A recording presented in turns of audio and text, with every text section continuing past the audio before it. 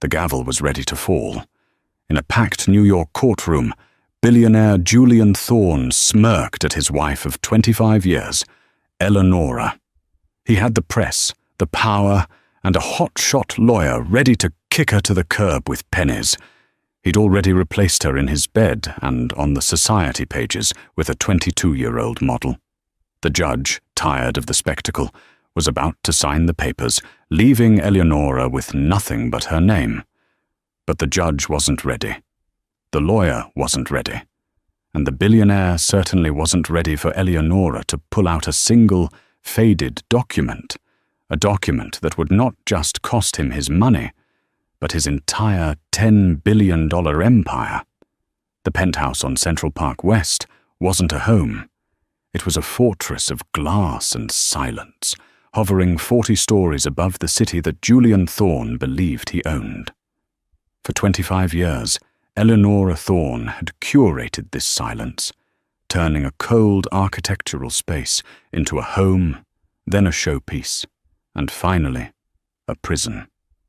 The walls were adorned with art Julian had purchased but never looked at, a towering, Gerhard Richter, blurred cityscape that reflected Eleonora's own life, a Jeff Koons balloon dog that seemed to mock her with its empty, metallic cheer.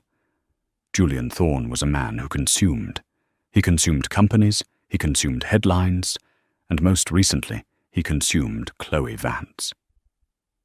The divorce wasn't a surprise. The way it was delivered was.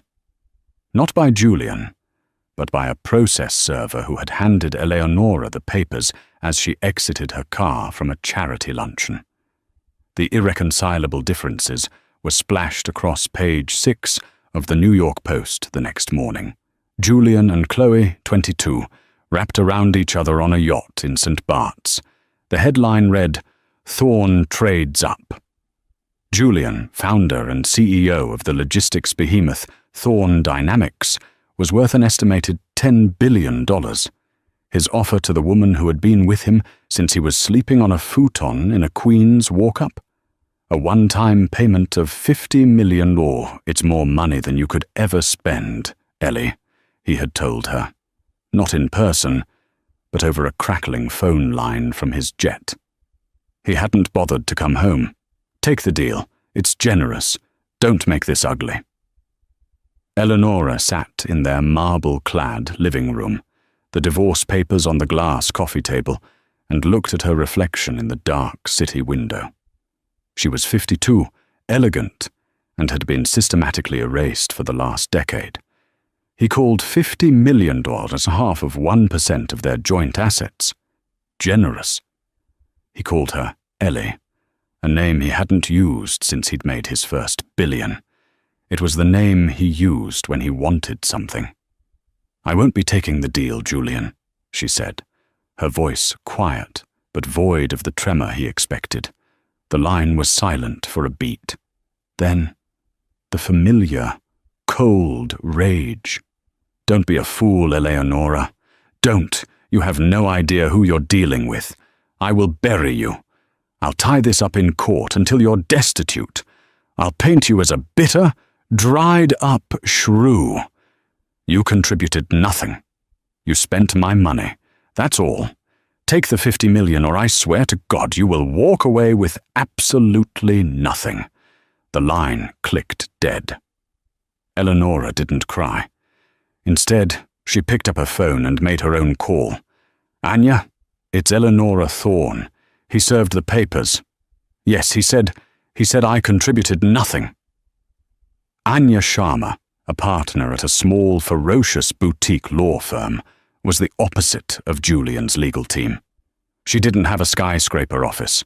She had a team of forensic accountants who were, as she put it, part shark, part bloodhound. "He said that, did he?" Anya's voice was sharp. "Well, that's the narrative. Rick Sterling will try to paint you as a trophy wife who did nothing but lunch and shop.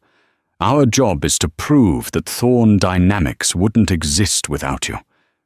"He's right in a way," Eleonora said, tracing the marble grain on the table. "I haven't been in the office in 15 years. But you were there for the first 10, Anya countered. You were there when it was just a business plan on a napkin. And more importantly, you were there when he signed the venture capital agreements, weren't you? A memory flickered in Eleonora's mind.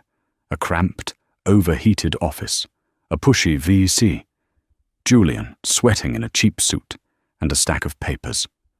Yes, Eleonora said, a new cold resolve settling into her bones. Yes, I was.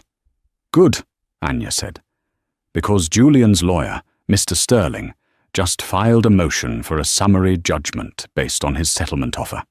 He claims there are no joint assets to divide, only his assets. He's claiming no prenuptial agreement exists. He's right about that part, Eleonora said. We never signed one. Are you sure? Anya asked, a strange insistence in her voice. Think very hard, Eleonora. 1995, just before the wedding, just before the first round of funding. Are you positive nothing was signed? Eleonora closed her eyes. The heat, the anxiety, the desperation. Julian's hand, shaking as he held a pen. My God, Eleonora whispered. There was a document. The investor, he insisted. He said he wouldn't fund a startup run by a man who could lose half of it in a divorce a year later. Julian was furious. He signed it. We both did. He said he'd have it deep-sixed by his lawyer as soon as the money cleared. He must have assumed you forgot, Anya finished, or that it was truly gone. Eleonora, where is that document? I don't know, Eleonora said, her heart suddenly pounding. It was with our lawyer then, Arthur Galloway. But Arthur, he died a decade ago. Then we have work to do, Anya said.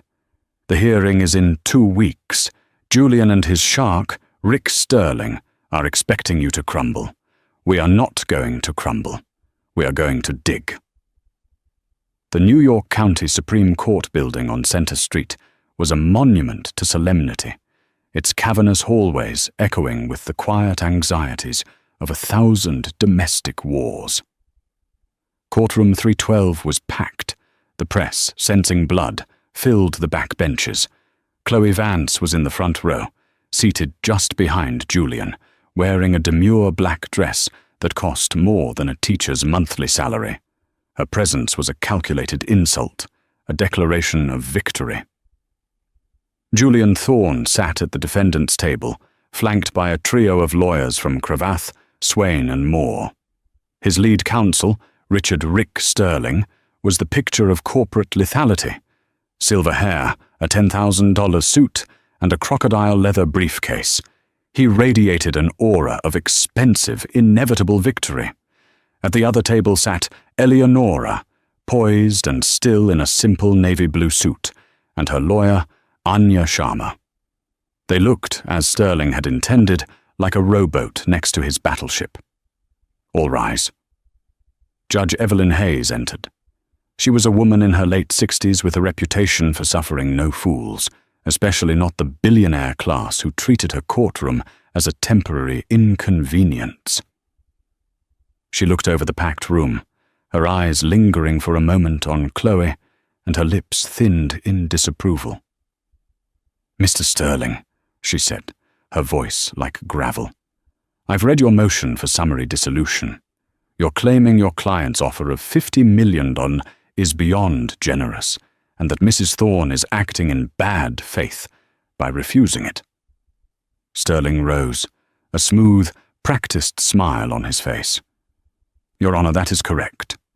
Mr. Thorne built Thorne Dynamics from scratch. He is a titan of industry. Mrs. Thorne, while a lovely woman and the mother of his children, who are, I might add, well provided for, has not been employed by the company, or any company, for over 2 decades. Her contribution to the marital assets was, respectfully, non-existent. She was, for all intents and purposes, a homemaker. He said homemaker, as if it were a dirty word. My client, Sterling continued, in a show of good faith, has offered $50 million. This is not a community property state, Your Honor. What he built is his. Mrs. Thorne is attempting to leverage a 25-year marriage into a lottery win. It's textbook. We are asking the court to accept the settlement and finalize the divorce so the parties may move on. Judge Hayes looked at Anya Sharma. Ms. Sharma, is your client a lottery player? Anya stood. She was smaller than Sterling, but her voice filled the room. No, Your Honor. My client is not a lottery player. She was the co-founder. Mr. Sterling's narrative is a fiction, designed to erase my client's history. A murmur went through the crowd. Julian Thorne scoffed, loud enough for the judge to hear. Mr. Thorne, you will be silent, Judge Hayes snapped. Continue, Ms. Sharma. Mr. Sterling paints a picture of a titan who did this all himself, Anya said, walking toward the judge. The reality is that in 1995, Julian Thorne was a man with a concept, and Eleonora Thorne was the one with the MBA and the strategy. The original business plan for Thorne Dynamics, the one that secured their first seed funding? It was co-authored, the core logistics algorithm that Thorne Dynamics is built on. It was based on her graduate thesis. Julian Thorne's face, which had been a mask of bored arrogance, flickered. He leaned over and hissed something to Sterling. Sterling, rattled for a split second, recovered. Your Honor, that is a creative and baseless assertion. Where is the proof? Is Mrs. Thorne's name on the incorporation papers as an officer? No. Is it on the patents? No. This is a desperate fantasy. It's not a fantasy, Your Honor, Anya said, her voice steady. It's a fact. And it's a fact that was codified in a legally binding document that Mr. Thorne has conveniently forgotten. Objection, Sterling shouted. Ms. Sharma is alluding to a document that doesn't exist. There is no prenuptial agreement. We have stipulated this. We stipulated no such thing, Anya countered. We stipulated that we had not yet located it. Your Honor, Mr. Thorne's entire case rests on the idea that no such agreement exists. He's so confident of this that he's willing to perjure himself. Careful, Ms. Sharma, Judge Hayes warned. Mr. Thorne, Anya said, turning to him, do you maintain, under oath, that you and Eleonora Thorne never signed a prenuptial or postnuptial agreement of any kind? Julian, radiating contempt, stood up. Sterling tried to pull him down, but Julian waved him off. I'll answer her. Yes. I maintain that. We never signed one. Ever. We were in love. We didn't need one. This is a lie, a fabrication, a desperate, pathetic attempt to steal my money. Eleonora watched him. The man she once loved, the man she had built a life with, was lying so smoothly, so completely, under oath, in a federal building. The last ember of affection she held for him died in that moment. Judge Hayes looked at Anya. Ms. Sharma, you've heard the testimony. You are making an extraordinary claim. If you have this document, you had better produce it. Otherwise, I am leaning toward Mr. Sterling's motion. I am not going to let this court be used for a fishing expedition. The courtroom was dead silent. Rick Sterling smiled. He had her. She had nothing. Mr. Sterling is correct, Anya said. Such a document, it would be hard to find, especially if one party had spent the last 25 years believing it was destroyed. It was destroyed, Julian snapped, then immediately paled. The courtroom's silence deepened. Judge Hayes's eyes narrowed on Julian. Mr. Thorne, how would you know a document was destroyed if, as you just testified, it never existed? Rick Sterling dropped his head into his hands. It was the single biggest unforced error he'd ever seen. Julian scrambled. I assume it would have been. If it had, I would have. It's hypothetical. This is ridiculous. She has nothing." Anya Sharma turned and walked back to her table. Eleonora opened her briefcase and handed her a single, slim file. "Your Honor," Anya said, her voice cutting through the tension. "What if it wasn't destroyed? What if it was just lost? And what if, just this week, it was found?" Anya walked to the clerk and handed over the file. "I would like to submit into evidence this document, a prenuptial agreement signed by Julian Thorne and Eleonora Varsi, now Thorne, dated August 14th, 1995. The year was 1995. The apartment in Astoria, Queens was suffocatingly hot. The window AC unit rattled, spitting out lukewarm air that did nothing to cool the panic in the room. Julian Thorne, then 28, was pacing. His cheap suit was already dark with sweat under the arms. "He can't do this to me, Ellie. He can't!" Julian fumed, running his hands through his hair. "We have the code. We have the business plan. The money is on the table."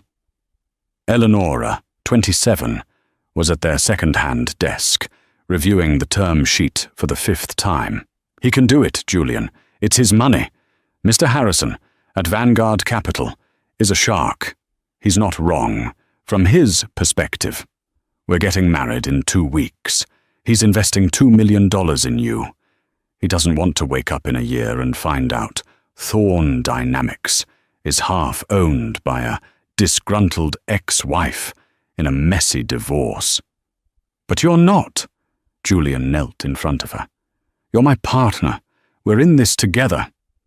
"He doesn't see together," Eleonora said, her voice firm. "He sees risk. And he's not the only one. My father said the same thing." Julian's face darkened. "Your father's money is a different story. That was a gift." "It wasn't a gift, Julian. It was my inheritance. And it's what we've been living on while you coded this thing," Eleonora shot back, the stress making her sharp. "All $100,000 of it. That's gone. This $2 million is the next step. If Harrison wants a document, we give him a document." "A prenup," Julian spat the word. "It's an insult. It's as good as saying you expect us to fail.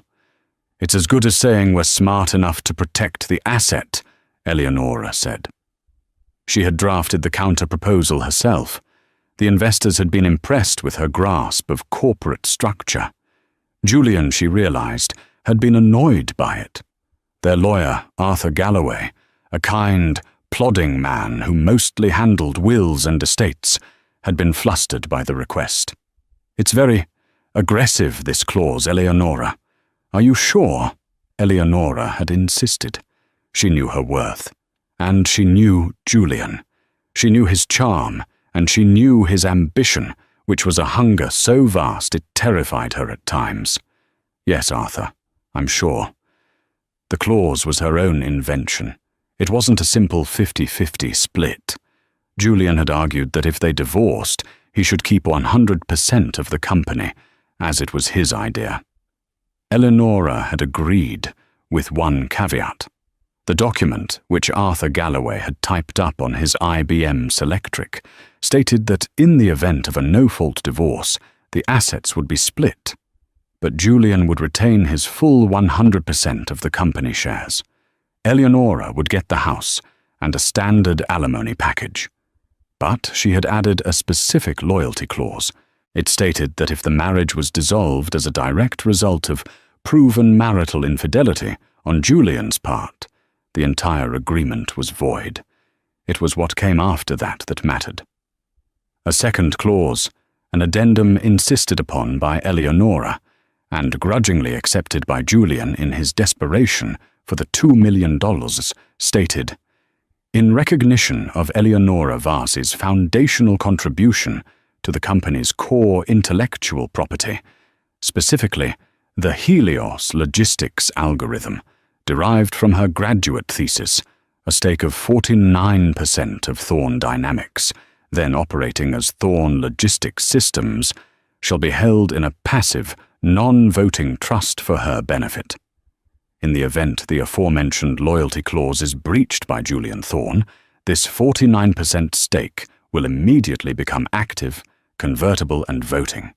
Furthermore, an additional 2% of Julian Thorne's primary shares shall be transferred to Eleonora Varsi, granting her a controlling interest of 51%. "It's a poison pill, Ellie," Julian had raged. "You're holding a gun to my head." "No," Eleonora had said, her voice quiet. "I'm putting a gun in my own hand just in case. You're asking me to sign away my rights to the algorithm I wrote. This is my only insurance. If you never cheat on me, Julian, this clause never matters. It's just words on paper. It stays 100% yours. It's your choice." Desperate, panicked, and with the VC's deadline looming, Julian had signed it. In Arthur Galloway's dusty office on August 14, 1995, they both signed. Julian, Eleonora, and Arthur as the witness. "I'll have this shredded the second the money clears, you know," Julian had muttered as they left the office. "It's filed with the court, Julian," Arthur had called after them, "and Mr. Harrison's team has a copy." "Lawyers can be bought, Arthur," Julian had yelled back. Eleonora had felt a chill, even in the August heat. Now, 25 years later, that chill returned in the refrigerated air of the courtroom. The clerk handed the document to Judge Hayes. The judge put on her reading glasses and began to read. The courtroom was so quiet, the only sound was the rustle of the thick, aged paper. Rick Sterling looked like he'd swallowed a wasp. He strode to the bench. "Your Honor, permission to approach and to examine this document?" "Permission granted, Mr. Sterling. Ms. Sharma, please join him." The two lawyers flanked the judge. Julian Thorne was bolt upright in his chair, his knuckles white as he gripped the table. Sterling looked at the document. He scanned the first page, then the second. His eyes widened slightly when he reached the addendum. He visibly recoiled. "Your Honor!" Sterling's voice was suddenly an octave higher. This is an outrage. It's an absurdity."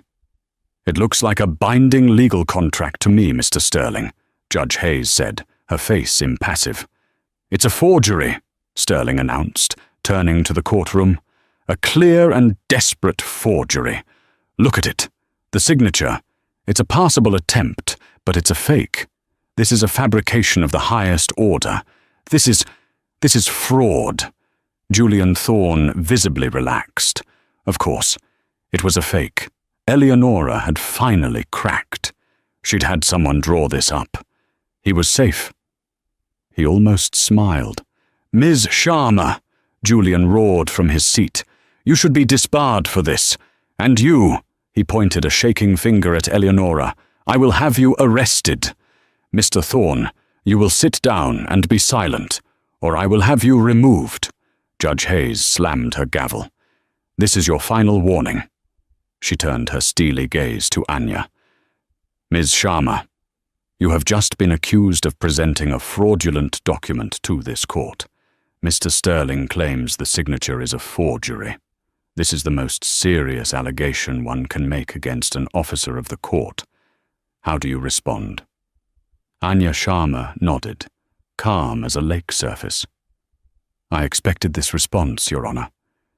Mr. Thorne and his counsel have built their entire case on the non-existence of this document. Now that it exists, their only possible defense is to claim it's a fake." "It is a fake," Sterling insisted. "We will bring in our own handwriting experts. This will be torn to shreds in 5 minutes." "That won't be necessary, Mr. Sterling," Anya said. "We already brought ours." She gestured to the back of the courtroom. "We call Dr. Anne Linwood, forensic document examiner, to the stand." A woman with a severe black bob and sharp, intelligent eyes walked forward to be sworn in. Rick Sterling's confidence began to visibly crumble. This was not a last-minute trick. This was a planned execution. "Furthermore, Your Honor," Anya continued, "Mr. Sterling is correct about one thing. The document I handed you, "It is a fake." The courtroom gasped. Judge Hayes stared at Anya. "Ms. Sharma, what game are you playing?" "I'm not playing a game, Your Honor. I'm demonstrating a pattern of behavior. The document you hold in your hand is a high-quality, meticulously crafted forgery." Julian Thorne burst out laughing. "She admits it. She's insane. It's over." Anya waited for him to finish. "I had it created myself, Your Honor, for a very specific purpose. I wanted to see, on the record and under oath, what Mr. Thorne's reaction would be.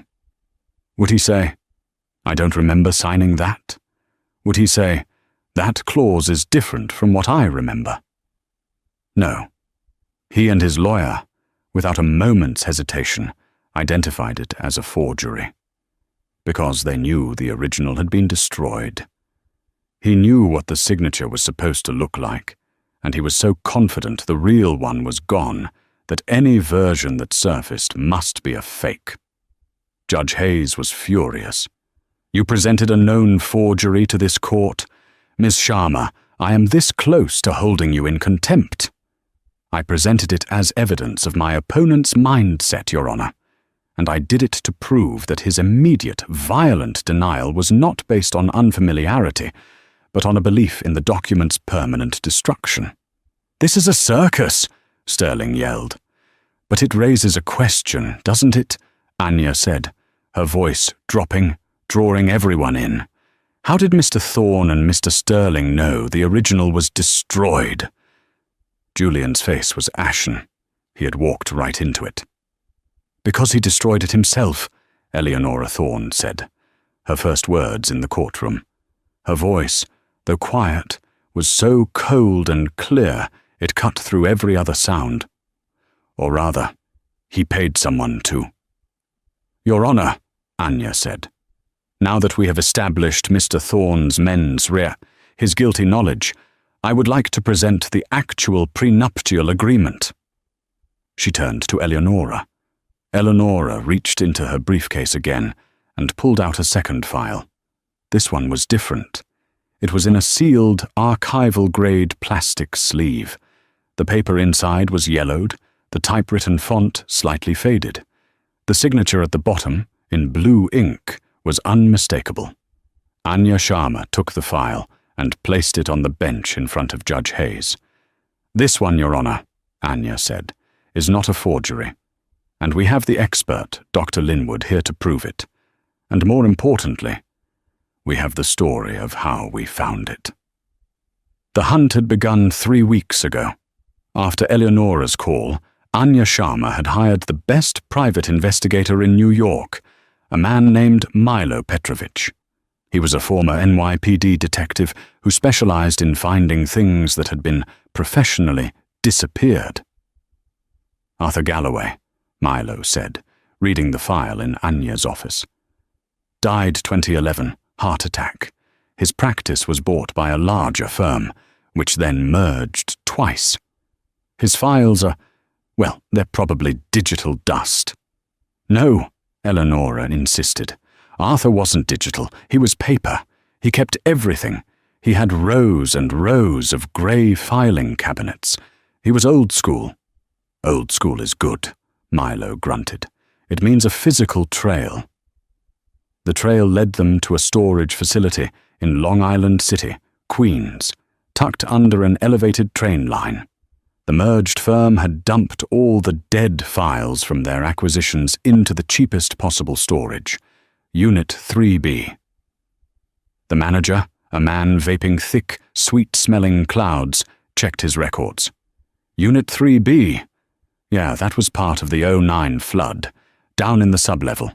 We had a pipe burst. Total loss. Everything in those units was declared destroyed. Insurance paid out." Eleonora's heart sank. "Destroyed. Julian," she whispered. "It's too convenient. A pipe burst." Milo looked at the manager. "We need to see it. It's a hazmat zone, lady. Black mold.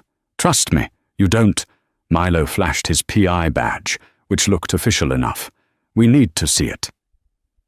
10 minutes later, they were in the dark, damp sub-level, wearing N95 masks. The smell of mildew and rot was overwhelming. The metal door of Unit 3B was rusted at the bottom. The manager pried it open with a crowbar. Inside was a graveyard of paper. Dozens of cardboard file boxes had collapsed into a sodden, mouldy pulp. The filing cabinets Arthur Galloway had loved were rusted shut. "It's over," Eleonora said, tears welling in her eyes. "He won. He really did destroy it." Milo, however, was scanning the wreckage with a high-powered flashlight. "Not so fast. This is sloppy." "Sloppy?" Eleonora asked. "It looks pretty total to me." "No," Milo said, pointing his light at one of the rusted cabinets. "Look at the lock. It's not just rusted. It's been drilled. And this one," he moved to another. "The drawer is slightly ajar, but the rust has sealed it. Someone was here before the flood, or maybe they caused the flood." He shone the light on the wall. "See that pipe?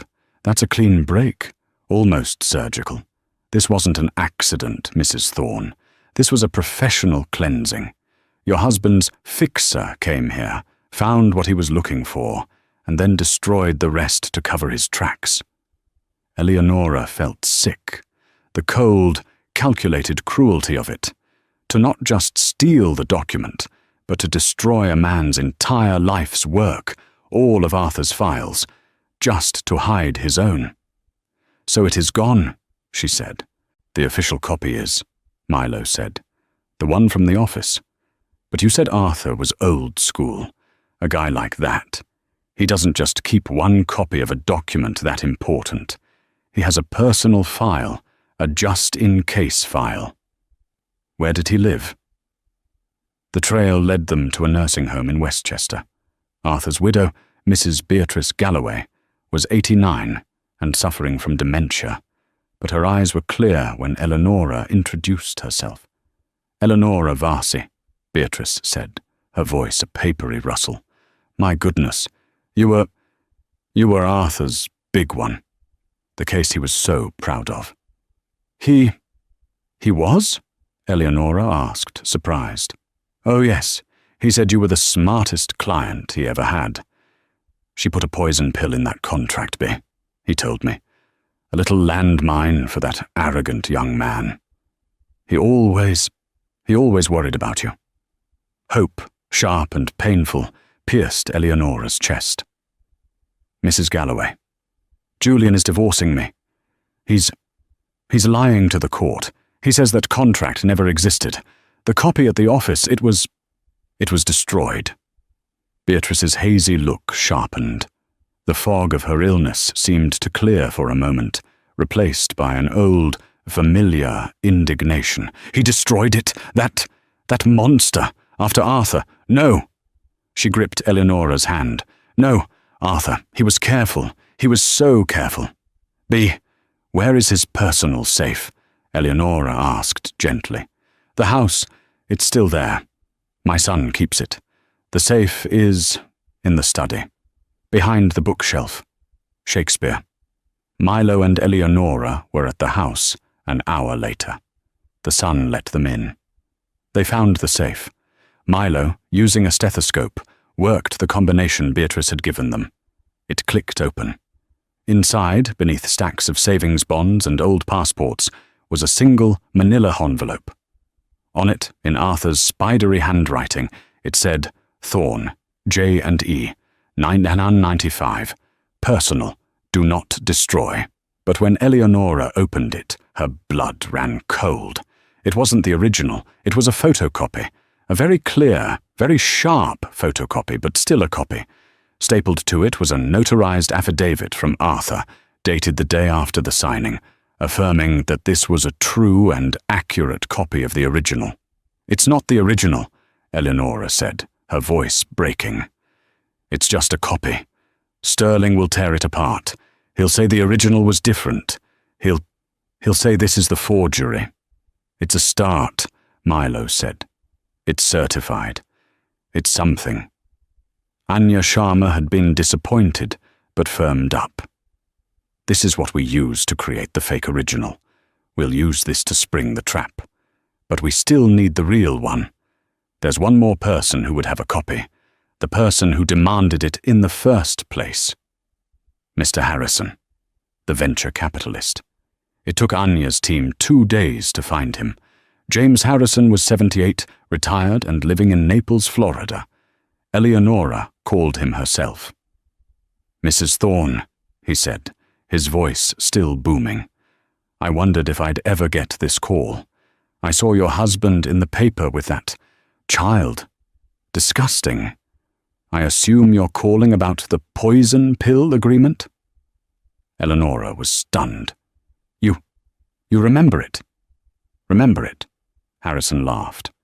"My dear, I've used that Varsi clause as a template in 3 other founder agreements since. It was brilliant. And yes, I kept a copy. The original copy, in fact. My lawyers insisted. Your husband's lawyer, some slick fellow, tried to retrieve it from me about 10 years ago. Said it was for a corporate archive. I told him to pound sand. I never trust a man who sweats that much in a $5,000 suit. He had sent it via secured courier. It arrived at Anya's office the morning of the hearing. Back in the courtroom, the air was electric. Judge Hayes was holding the certified copy that Eleonora and Milo had found in Arthur's safe. "So this is the copy?" Judge Hayes asked Anya. "Yes, Your Honor. The one we retrieved from the deceased lawyer's personal safe." "Now, Mr. Sterling," Anya said, turning to the defense table, "you've had a moment. Do you also claim this certified copy is a forgery?" Rick Sterling was sweating. He saw the trap. If he said it was a forgery, and it was later proven real, his credibility was shot. If he said it was real, he admitted the document's existence. It's inadmissible," Sterling stammered. "It's a copy. It's hearsay. The original document is what matters, and it's non-existent. For all we know, the parties mutually agreed to destroy the original, voiding all copies." "A fine theory," Anya said. "But let's talk about the signature. Dr. Linwood, you've had a chance to examine this certified copy, as well as several other samples of Mr. Thorne's signature from that same time period."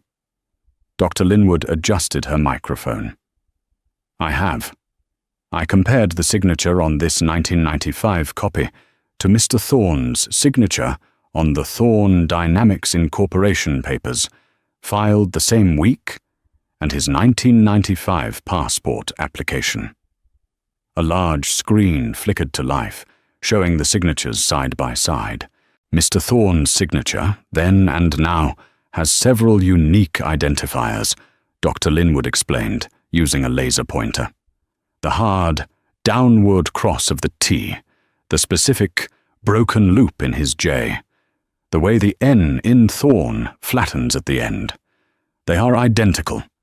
The signature on this certified copy was, without question, made by the same hand as the man who signed the incorporation papers.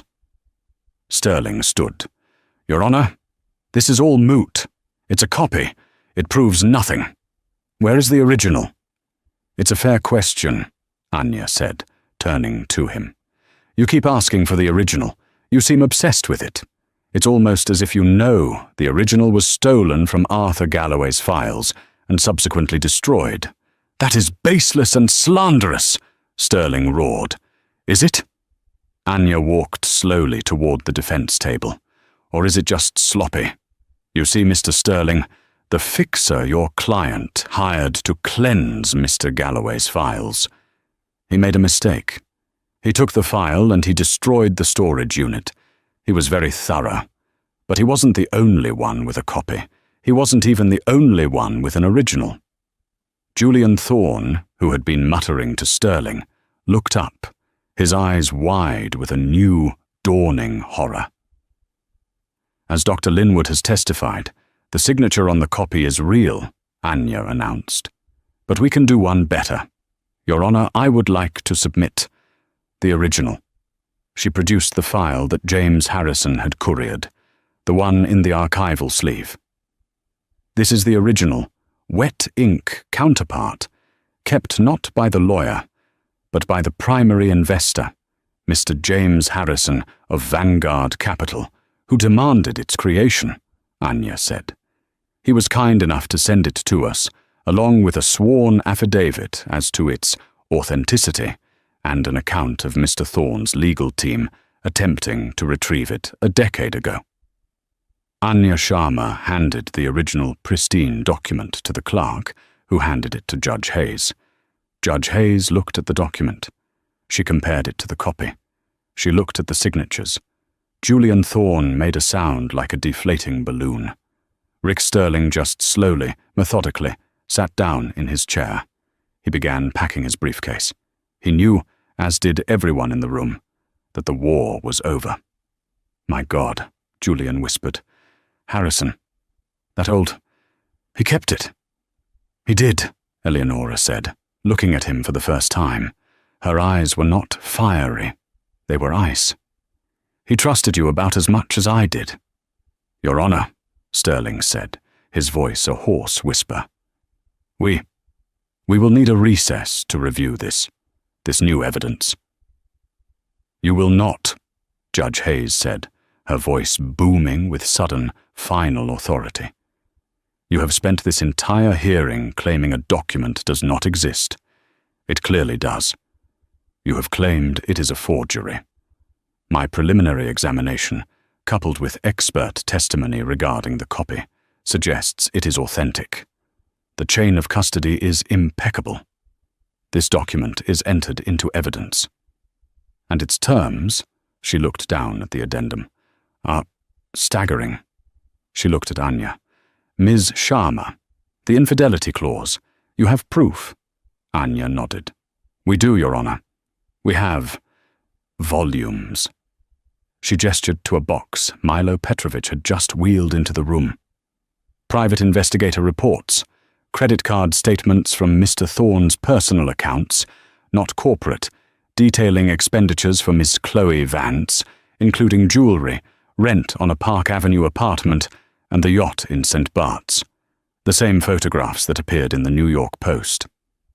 In the front row, Chloe Vance, who had been looking at her phone, suddenly realized the cameras in the room were turning toward her.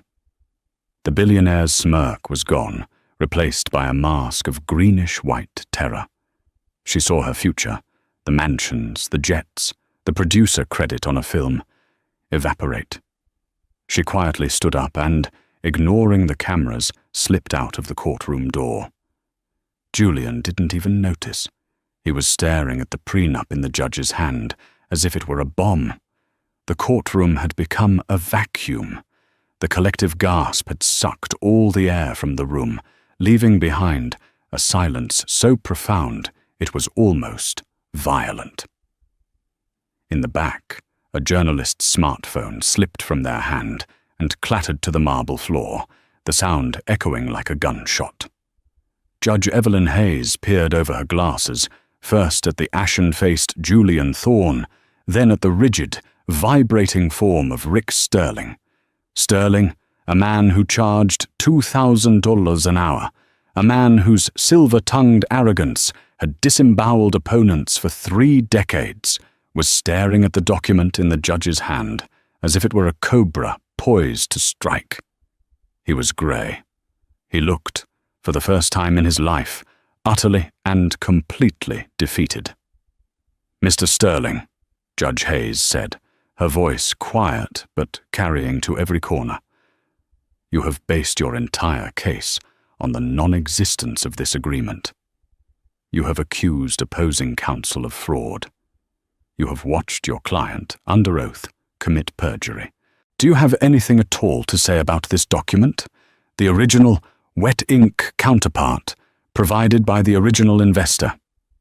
Sterling opened his mouth. A small, dry, croaking sound came out. He swallowed. He looked at his junior partners, who were already trying to slide their legal pads into their briefcases without being noticed. He looked at his client, his eyes filled with a new, undisguised contempt.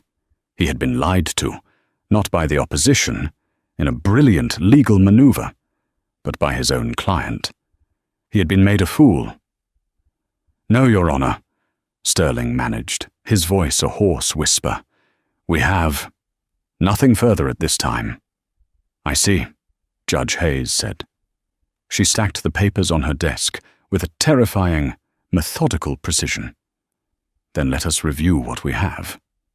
She stood, a signal that what was coming was not a ruling, but a judgment. "We have a divorce proceeding, initiated by Mr. Thorne. We have a $10 billion estate, the Thorne Dynamics empire. We have a settlement offer for $50 million, which Mr. Sterling, in his motion, called beyond generous, and which this court now calls insulting. We have this offer based on the central, foundational claim that Mrs. Eleanora Thorne was a homemaker who contributed nothing to the marital assets."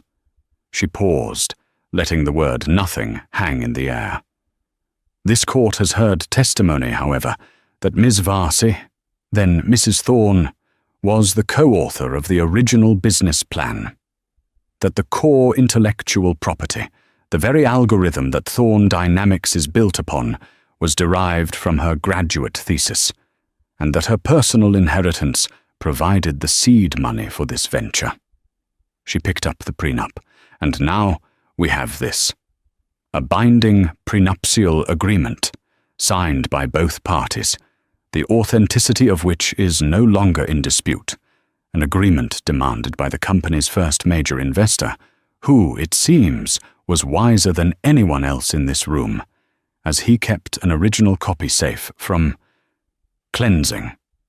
Her eyes bored into Julian. "Mr. Thorne, you testified, under oath, that this document never existed. Your counsel then immediately identified a high-quality forgery of it as a forgery, proving not that it didn't exist, but that you knew exactly what the real one looked like, and were so confident it was destroyed that any other version must be fake. You have perjured yourself, sir. Willfully and flagrantly." She turned her gaze to Sterling.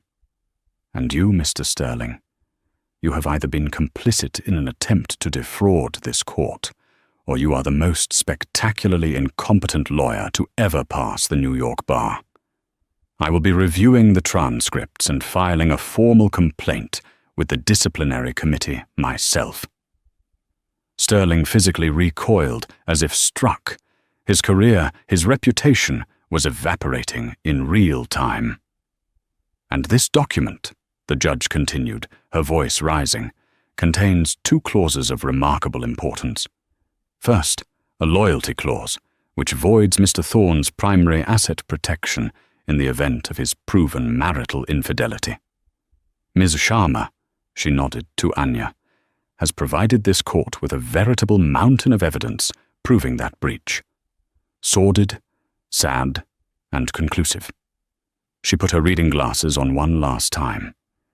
"And this leads us to the addendum, the poison pill. I will read it into the record." She read the words slowly, each one a hammer blow. "In recognition of Eleonora Varsi's foundational contribution, a stake of 49% shall be held in a passive, non-voting trust.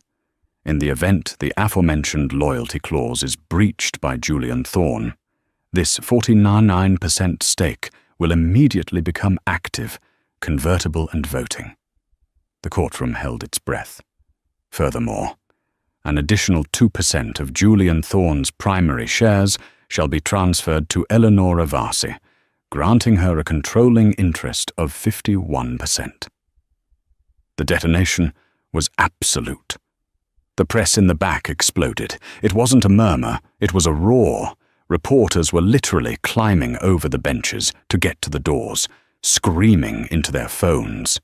51%. She gets the company. She gets the whole thing. Julian Thorne, who had been shrinking in his chair, finally snapped. The narcissistic shell cracked, and the terrified hollow man inside came screaming out. "No!" It was not a word, but a primal shriek of loss. He leaped to his feet, his expensive chair crashing backward onto the marble. His face was a mask of puce-colored rage, his eyes wild. "No, you can't! That's illegal! It's theft! That old bastard Harrison! He had no right! It was a copy!" He turned. His shaking finger pointed not at the judge, but at Eleonora. You bitch! You planned this! You snake! All these years, 25 years, you sat in my house, eating my food, spending my money, wearing my name, just waiting for me to make one mistake. He scrambled around the table, his high-priced lawyers flinching away from him as if he were diseased. He was babbling, his voice cracking. Your Honor!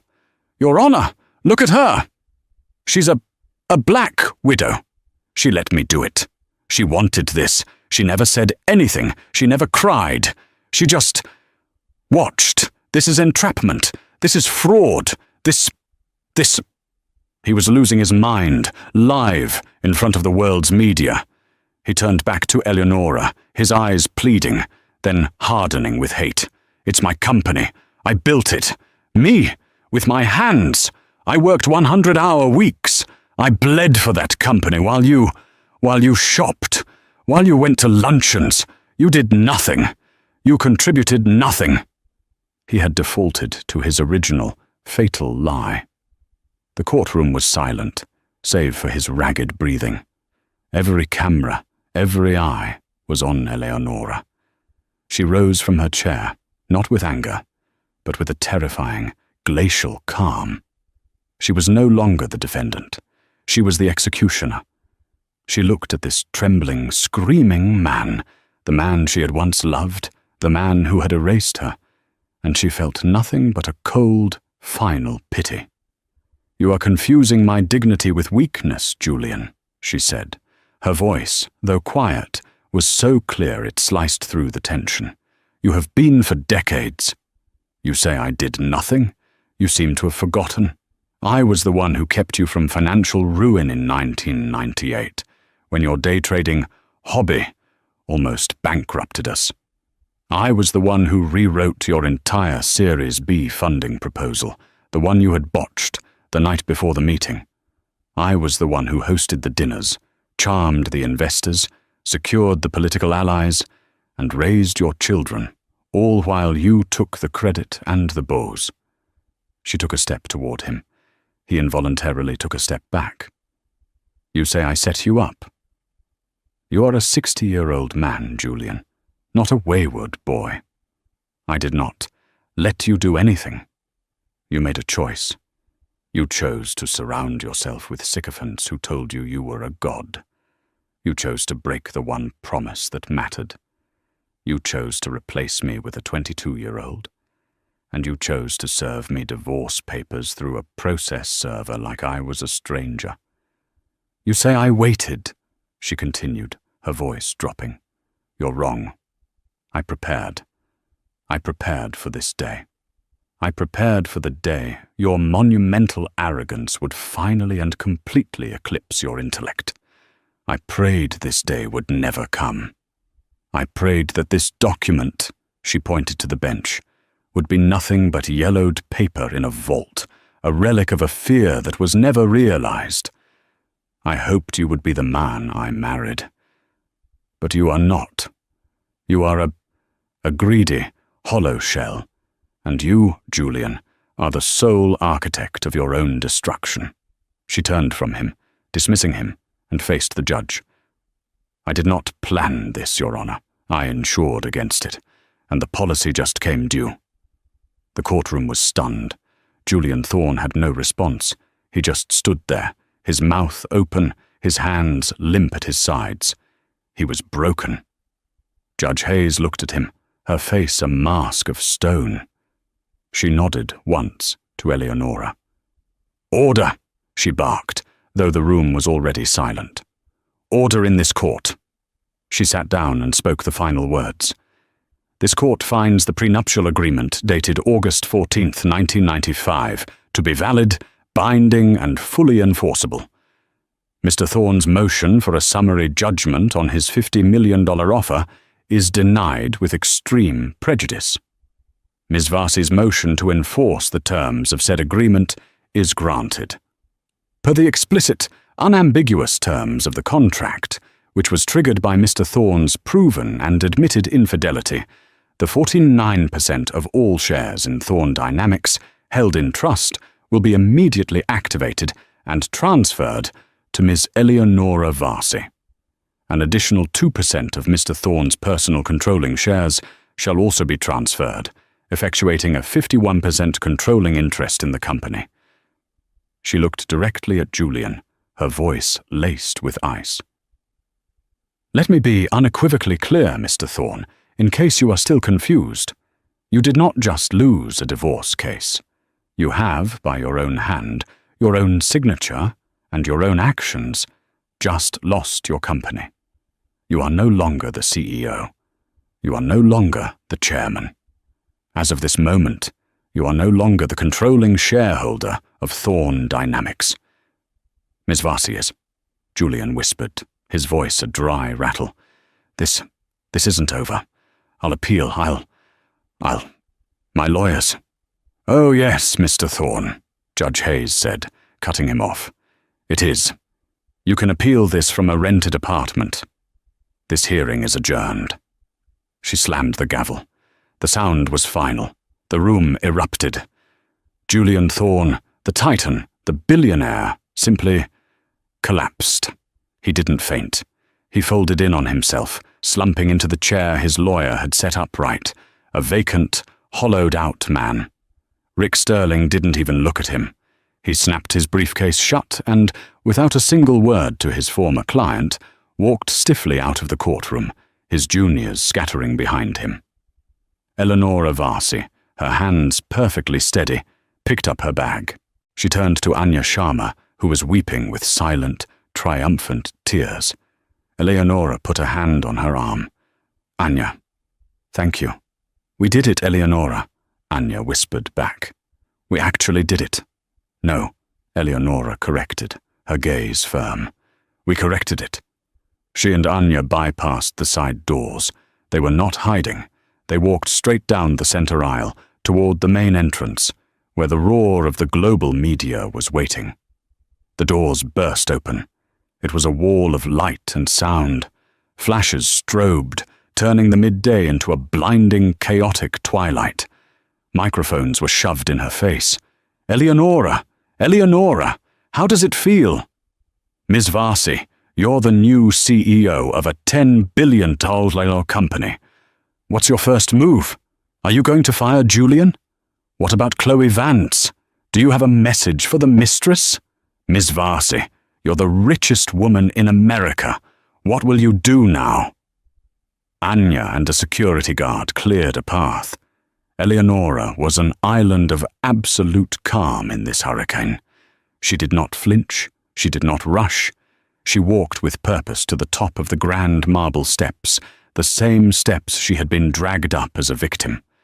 She paused, looking out over the sea of cameras, the very same media that had gleefully printed "Thorne trades up" just weeks before. She saw a reporter from the New York Post, the one who had broken the original story, shoving his microphone forward. She motioned to him. The crowd surged, then silenced, straining to hear her first words as a titan. Eleonora Vehas leaned into the single microphone. Her voice was not loud, but it was so cold and clear it carried over the din of the city. There are a few corrections to the record, she stated. The crowd hushed. First, my name is not Mrs. Thorne. It is Ms. Varsi, Eleonora Varsi. Second, I am not overnight anything. This was 25 years in the making. And third, she looked directly into the camera, a gaze that felt as if it was aimed at Wall Street, at her former husband, at the entire world that had written her off for decades. I am not going on vacation. I am not having a celebratory lunch. I am going to the office. I have an emergency board meeting to call for 10 a.m. The reporter, stunned, stammered, But, Miss Varsi, what for? What's the first order of business?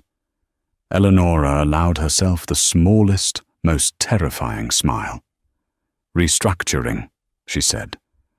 There are a number of redundancies to address, starting at the top. She turned, and the path cleared as if by magic. She walked down the steps, alone, got into the black town car that was waiting, and was gone, driving not to an empty penthouse, but to her new corporate headquarters, leaving the ruins of Julian Thorne's world and the entire media reeling in her wake.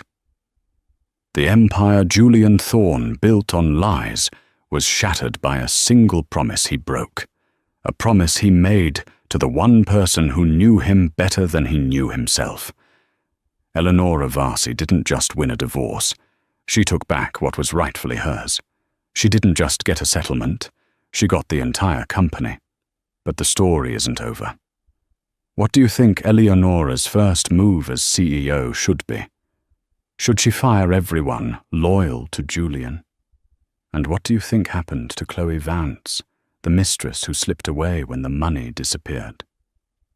Let us know your thoughts in the comments below. This is the kind of story we love to tell, where the truth, no matter how deeply buried, finally comes to light. If you loved this drama and want to see more real-life stories of shocking twists and ultimate reckonings, please hit that like button, share this video with someone who needs to see that justice can still be served, and most importantly, subscribe to our channel. Don't forget to click that notification bell so you never miss an update.